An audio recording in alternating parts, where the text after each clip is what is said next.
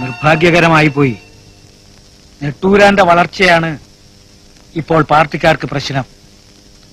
Party വളരാൻ നെട്ടൂരാൻ എന്ത് ചെയ്തു എന്നുള്ളത് അവർക്കൊരു പ്രശ്നമല്ല. ഞാൻ ഇറങ്ങട്ടെ സാർ.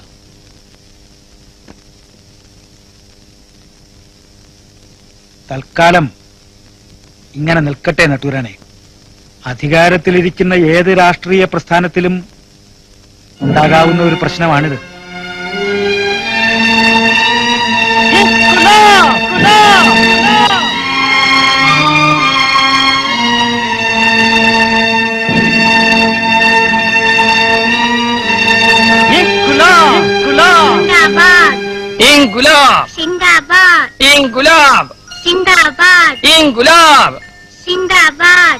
അയ്യോ, ഈ ചുമന്നുകൊണ്ട് നടക്കുന്ന വയസ്സൻ ആനയുടെ അത്ര ആവേശമില്ലല്ലോ ആനപ്പുറത്തിരിക്കുന്ന സഹാവിന്റെ ചിന്താബാദ് വിളിക്ക്.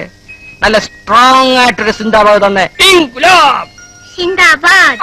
മോന് വിശക്കുന്നുണ്ടല്ലേ? കണ്ടോട്ടെ, എനിക്കറിയാം. മോനിറങ്ങി അമ്മച്ചോടി എന്ന് പറ, മേശപ്പുറത്ത് എല്ലാം വിളമ്പി വെക്കാൻ. ഉണ്ണിത്താനെ,